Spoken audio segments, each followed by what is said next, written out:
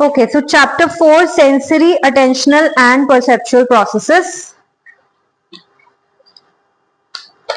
सबसे पहले है knowing the world. अब जो हमारी नॉलेज है वेरियस ऑब्जेक्ट्स को लेकर वो तभी हो पाती है जब हमारे जो सेंस ऑर्गन्स हैं हमारा साथ देते हैं. जो सेंस ऑर्गन्स हैं वो हमारे 5 सेंस ऑर्गन्स हैं, वो हम ऑलरेडी अर्ली क्लासेस में पढ़ चुके हैं. अब ये जो सेंस ऑर्गन्स हैं वो इंफॉर्मेशन कलेक्ट करते हैं ना कि सिर्फ एक्सटर्नल वर्ल्ड से बल्कि इंटरनल वर्ल्ड से भी, यानी कि हमारी अपनी बॉडी से भी वो इंफॉर्मेशन कलेक्ट करते हैं. ठीक है. अब ये जो इंफॉर्मेशन कलेक्ट होती है हमारे सेंस ऑर्गन से, यही हमारे नॉलेज का बेसिस क्रिएट करती है. जितनी भी नॉलेज आज हमारे पास में है वो यही क्रिएट कर रहा है. ठीक है. जो सेंस ऑर्गन्स हैं वो बहुत सारे तरीके की इंफॉर्मेशन जो है वो रजिस्टर करते हैं अबाउट वेरियस ऑब्जेक्ट्स. जितने भी ऑब्जेक्ट्स हैं हमारे वर्ल्ड में उन सबको वो रजिस्टर करते हैं अपने तरीके से. However, ये जो in order to be registered, the objects and their qualities must be able to draw our attention. अगर किसी भी ऑब्जेक्ट को हमारे ब्रेन में रजिस्टर होना है या हमारी सेंस ऑर्गन से रजिस्टर होना है तो उस ऑब्जेक्ट को हमारी अटेंशन ग्रास्प करना बहुत ज्यादा जरूरी है. अगर वो अटेंशन ग्रास्प नहीं करेगा तो वो रजिस्टर नहीं होगा. अब जो रजिस्टर्ड इंफॉर्मेशन है वो ब्रेन तक जाती है. ब्रेन क्या करता है, उससे मीनिंग ड्राइव करता है, यानी कि मीनिंग्स कंस्ट्रक्ट करता है, और इसी तरीके से हमारी जो नॉलेज है वो क्रिएट होती है. तो एक तरीके से हम बोल सकते हैं कि जो हमारी पूरी की पूरी नॉलेज है वो 3 प्रोसेसेस पर डिपेंडेंट है. Sensation, attention and perception. और यही 3 प्रोसेसेस हम इस चैप्टर में डिटेल में पढ़ेंगे. ठीक है. अब ये जो प्रोसेसेस हैं वो बहुत ज्यादा इंटर रिलेटेड हैं, इसलिए इनको हम डिफरेंट एलिमेंट समझते हैं ऑफ द सेम प्रोसेस, और उस प्रोसेस को हम बोलते हैं कॉग्निशन. सो कॉग्निशन जो है वो एक अम्ब्रेला टर्म है, उसके अंडर आता है सेंसेशन, अटेंशन एंड परसेप्शन. ठीक है. Now nature and varieties of stimulus. अब जो ह्यूमन बीइंग्स हैं उनके पास में according to psychology 7 sense organs हैं. आज तक हमने सिर्फ 5 सेंस ऑर्गन्स के बारे में पढ़ा है. साइकोलॉजी में वी कंसीडर 7 सेंस ऑर्गन्स. ठीक है. जो 5 सेंस ऑर्गन्स हैं वो एक्सटर्नल वर्ल्ड से इंफॉर्मेशन कलेक्ट करती हैं और बाकी की जो 2 हैं वो इंटरनल बॉडी से इंफॉर्मेशन कलेक्ट करती हैं. अब इन सेंस ऑर्गन्स को हम सेंसरी रिसेप्टर्स और इंफॉर्मेशन गैदरिंग सिस्टम भी बोलते हैं, क्योंकि ये इंफॉर्मेशन रिसीव करती हैं या गैदर करती हैं from variety of sources. That is why they are called sensory receptors और information gathering system. Now this can be a one marker that why sense organs are called sensory receptors और information gathering system. तो यही answer इसके अंदर आएगा. जो 5 sense organs हैं जो एक्सटर्नल वर्ल्ड से हमारी पहचान करवाती हैं वो हमें पता है: eyes, nose, ears, skin and tongue. इसके अलावा वी हैव 2 डीप सेंसेस जिसको हम बोलते हैं काइनेस्थेटिक एंड वेस्टिबुलर सिस्टम्स. अब ये जो है ये हमें इंपॉर्टेंट इंफॉर्मेशन देती है हमारे बॉडी पोजीशन के बारे में और हमारी जो मूवमेंट हो रही है बॉडी पार्ट्स की उसके बारे में. ठीक है. तो ये सेंस ऑर्गन से हम इन टोटल डिफरेंट यानी कि 10 डिफरेंट वेराइटी ऑफ स्टिमुलसेस को रजिस्टर करते हैं, which again can be a one marker कि एमसीक्यू में आ सकता है कि इन सारी सेंस ऑर्गन से हम कितने नंबर ऑफ स्टिमुलाई को रजिस्टर करते हैं. That is 10 different variety of stimuli. Okay. So kinaesthetic and vestibular जिसमें हम पोजिशनिंग के बारे में पढ़ते हैं. तो अगर हम अपराइट बैठे हैं और बहुत देर से या फिर हम बहुत देर से झुक के बैठे हैं तो हमें लगता है कि ओके पोस्चर खराब हो जाएगा, तो ये हमें कौन बता रहा है? हमारा काइनेस्थेटिक एंड वेस्टिबुलर सिस्टम बता रहा है.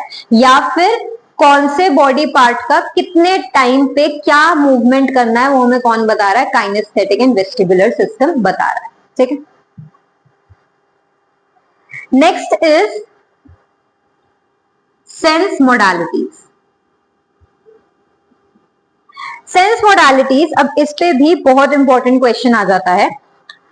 जो इनिशियल एक्सपीरियंस है, अब इसमें सेंसेशन की आपको डेफिनेशन दे रखी है. The initial experience of a stimulus और an object registered by a particular sense organ is called sensation. तो जो एक्सपीरियंस आपको एक इनिशियली जो एक्सपीरियंस आपको मिलता है उसको हम बोलते हैं सेंसेशन, किसी भी ऑब्जेक्ट का initial experience. It is a process through which we detect and encode a variety of physical stimuli. इसी के थ्रू हम कितने सारे स्टिमुलाई को जो है वो डिकोड करते हैं. Yes. Sensation also refers to immediate basic experiences of stimulus attributes. Stimulus के attributes भी हमें sensation के थ्रू ही पता चलते हैं कि कोई भी ऑब्जेक्ट हार्ड है या सॉफ्ट है, लाउड है या लो है, ये सारी चीजें हमें सेंसेशन के थ्रू ही पता चलती हैं. ठीक है. नाउ डिफरेंट जो सेंस ऑर्गन्स हैं वो डिफरेंट पर्पसेस सर्व करती हैं और वो अपना काम बहुत अच्छे तरीके से कर रही हैं, इसलिए हम उनको सेंस मोडालिटी भी बोलते हैं.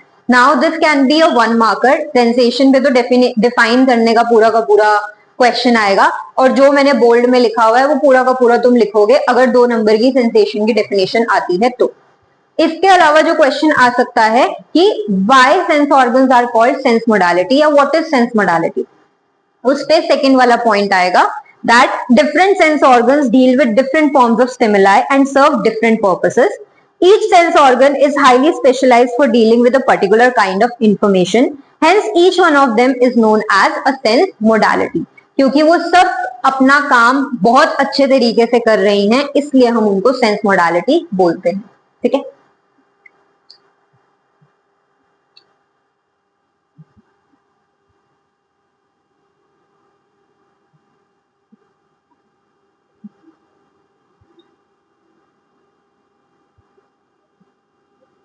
Next is functional limitations of sense organs. अब इस पे बहुत इंपॉर्टेंट क्वेश्चन निकल कर आता है. डिफरेंशिएशन का भी आ सकता है और नॉर्मली एमसीक्यू का या सेक्शन एफ पे भी ये क्वेश्चन आ सकता है. अब जो हमारी सेंस ऑर्गन्स हैं वो कुछ लिमिटेशंस पर फंक्शन करते हैं. जैसे जो हमारी आईज हैं वो एक दूरी पर नहीं देख सकती या एक नजदीकी पर नहीं देख सकती, तो वो हमारी फंक्शनल लिमिटेशन है.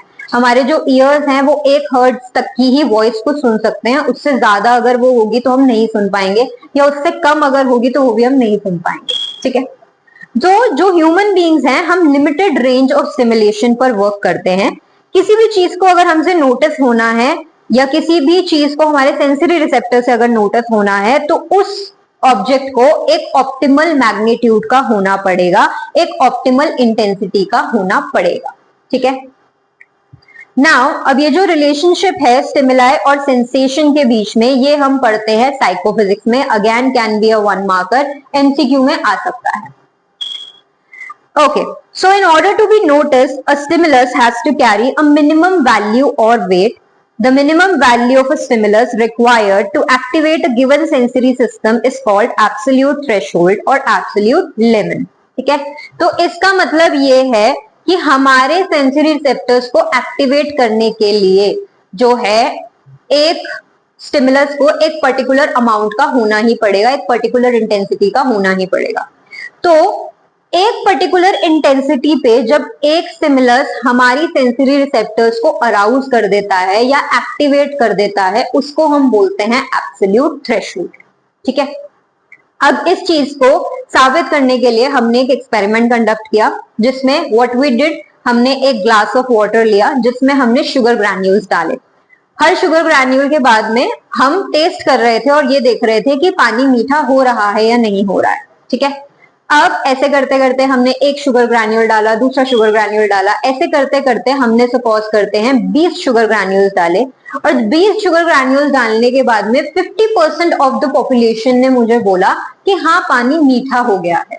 तो यानी कि वो जो 20 शुगर ग्रैन्यूल्स हैं वो मेरा एब्सोल्यूट थ्रेशोल्ड है, क्योंकि वो 50% ऑफ द पॉपुलेशन के सेंसरी रिसेप्टर्स को एक्टिवेट कर रहा है. Are we clear? So 50% of the time अगर एक चीज किसी के भी सेंसरी रिसेप्टर्स को एक्टिवेट कर रही है तो वो हमारा एब्सोल्यूट थ्रेशोल्ड है. ठीक है. लेकिन कुछ चीजों में ऑफ कोर्स जो थ्रेशोल्ड है वो वेरी कर सकता है from person to person.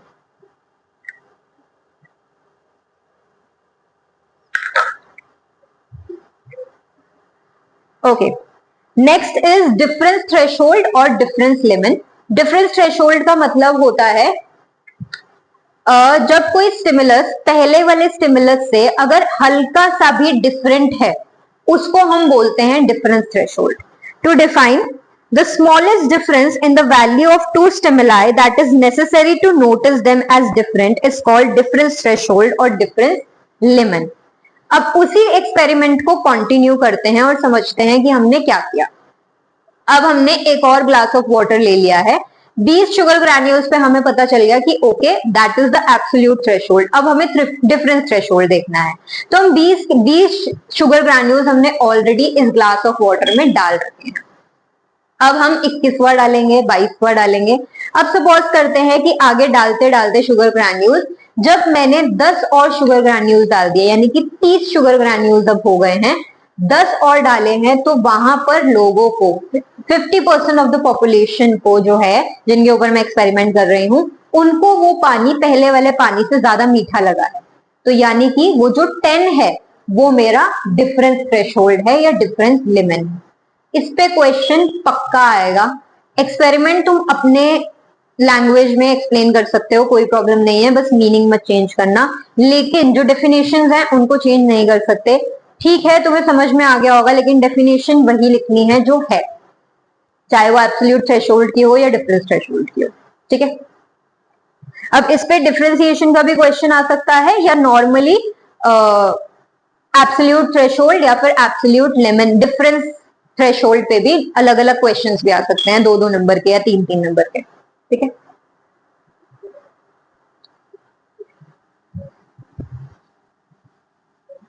Next है सेंसेशनल प्रोसेस। कि सेंसेशनल प्रोसेस जो है वो होता कैसे है।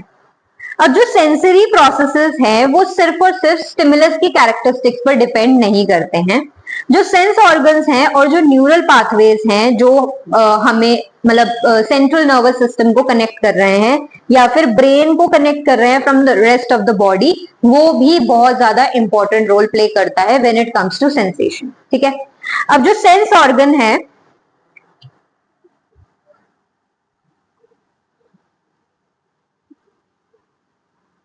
receives the stimulus, sense organ ने सबसे पहले स्टिमुलस को रिसीव किया और उसको एनकोड्स इनटू इलेक्ट्रिकल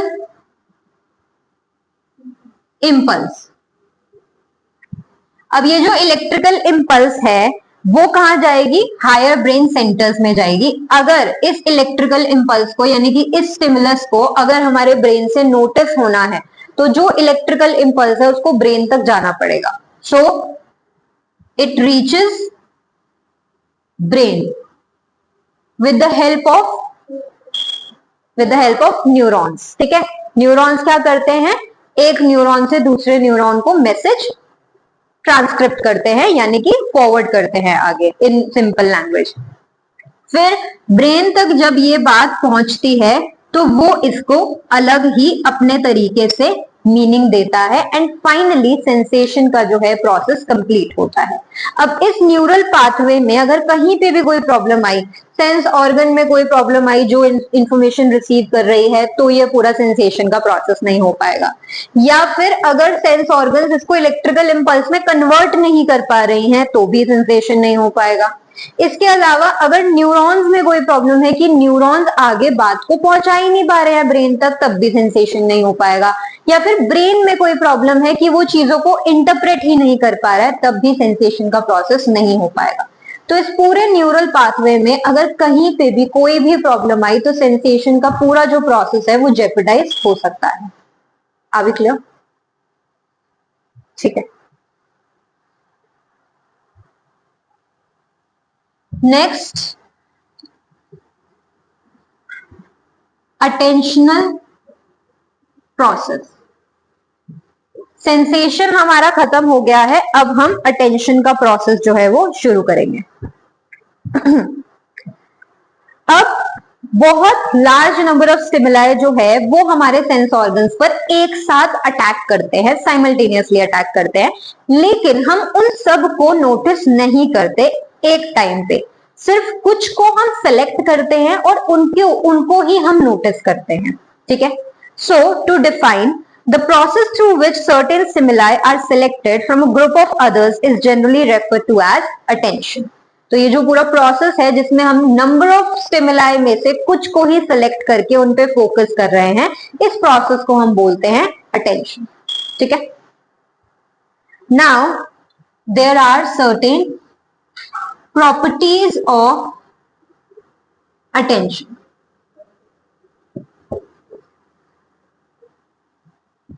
अब बहुत बारी बच्चे प्रॉपर्टीज में सेंसेशन लिखना भूल जाते हैं। सबसे पहली प्रॉपर्टी जो है वो सेंसेशन है।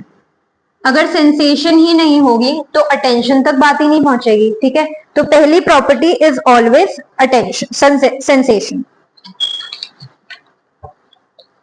इसके बाद में जो नेक्स्ट प्रॉपर्टी है हमारी वो है अलर्टनेस। अलर्टनेस का मतलब है it refers to an individual's readiness to deal with stimuli that appear before him or her, कि आप किस तरीके से, कितना आप रेडी हो, दैट इज योर अलर्टनेस। सो अगर आपको पता है कि हाँ अब हमें क्वेश्चन पेपर्स मिल गए हैं, जैसे ही 10 मिनट बाद एक बेल रिंग होगी तो हमें लिखना स्टार्ट करना है, तो तुम्हारा पूरा ध्यान कहाँ होता है? उस बेल पर होता है कि कब वो बेल बजेगी या कब हमें मैम इंस्ट्रक्ट करेंगे और हम लिखना शुरू करेंगे। That is your alertness. ठीक है। Next is your concentration. Concentration, to define, refers to focusing awareness on certain specific objects while excluding others for the moment. Concentrate का मतलब है आप अपना पूरा फोकस जो है किसी एक चीज पर लगा रहे हो या दो चीज पर लगा रहे हो, बाकी सारी चीजों को इग्नोर करके। तो अगर आप एग्जाम लिखने के लिए बैठे हो तो वहां पे आप क्या लगा रहे हो? अपनी कॉन्सेंट्रेशन लगा रहे हो। आपको फर्क नहीं पड़ रहा है बाहर से अगर कोई बच्चा जा रहा है, आपको फर्क नहीं पड़ रहा है कि टीचर कहाँ पर है, आपका पूरा कॉन्सेंट्रेशन कहाँ है? To write your answers, to finish your exam on time. Next is search. In search, an observer looks for some specified subset of objects among a set of objects. Set of objects के subsets ढूंढने में इंसान का दिमाग लग रहा होता है in the search. So for example कि आप अपने भाई या बहन को स्कूल से लेने के लिए गए हो और सारे के सारे बच्चे क्योंकि उस एज में 3-4 साल की एज में सेम लग रहे होते हैं, बहुत बारी क्योंकि उनकी यूनिफॉर्म भी सेम होती है, सब कुछ सेम होता है, तो आप क्या कर रहे हो? नंबर ऑफ ऑब्जेक्ट्स में से सबसेट ढूंढ रहे हो. सबसेट क्या है? आपका भाई या बहन. तो आपका पूरा का पूरा फोकस जो है वहां लगा हुआ होगा. That is your search. ठीक है. अब इन सारी चीजों को हम बोलते हैं एफर्ट एलोकेशन. ठीक है. अटेंशन को हम बहुत बारी एफर्ट एलोकेशन से भी रेफर करते हैं. क्यों? क्योंकि अभी तक हमने जितनी भी चीजें पढ़ी हैं प्रॉपर्टीज में, उसमें आपका एक एफर्ट लग रहा है. एफर्ट लगे बिना आप अटेंशन फोकस नहीं कर सकते हो अपनी. That is why attention is also refer to as effort allocation. ठीक है. हाँ, सेंसेशन में भी तो एफर्ट तो लग ही रहा है हमारा, कुछ हद तक तो एफर्ट लग ही रहा है. बहुत सारी चीजें ठीक है फ्रैक्शन ऑफ सेकेंड्स में हो रही हैं, हमें पता भी नहीं चल रहा क्योंकि हम यूज्ड टू हो चुके हैं. बट जब बच्चा जब एक्सप्लोर कर रहा होता है अपना एनवायरनमेंट, तो उसका सेंसेशन में भी एफर्ट लग रहा है ना. वो हर चीज को छू के देखता है, हर चीज को मुंह में डाल के देखता है, तो वहां पे उसका एफर्ट लग रहा है. ठीक है. And it can be a one marker that why attention is also referred to as effort allocation. Okay. Next is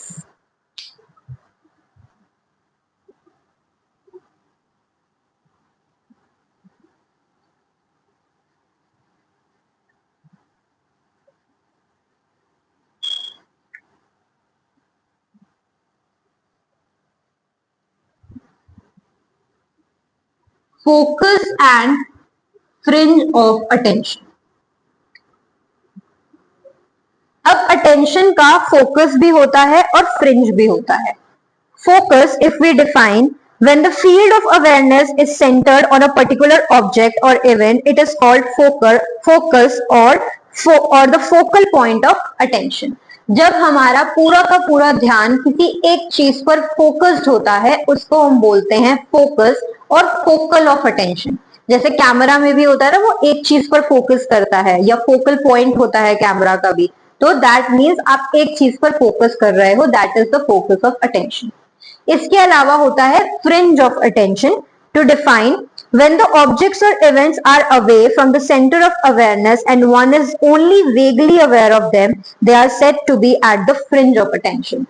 So बहुत बारी ऐसी चीजें होती है, अब जैसे तुम्हारा पूरा ध्यान या तो मेरे लेक्चर पर है, मेरे ऊपर है या बोर्ड के ऊपर है, तो बहुत बारी बहुत बच्चों को नहीं पता चलता है, सॉरी गलत बोल दिया, बहुत बारी क्या होता है, लेकिन फिर भी तुम्हें क्या पता है, अगर तुम्हारा ध्यान यहाँ पर भी है तब भी तुम्हें वॉल्स में ये तो दिख रहा होगा कि भाई ये आधी ब्लू है और आधी व्हाइट है, या इस तरफ एक पोस्टर लगा हुआ है, इस तरफ एसी लगा हुआ है, ये सब हमें पता है, बिकॉज ये हमें, चाहे हम अवेयर नहीं है लेकिन फिर भी फ्रिंज ऑफ अटेंशन से हमें पता चल रहा है that something is there on my left और right side, this is the fringe of attention. ठीक है, नेक्स्ट क्लासिफिकेशन ऑफ अटेंशन जो है वो हम नेक्स्ट क्लास में करेंगे।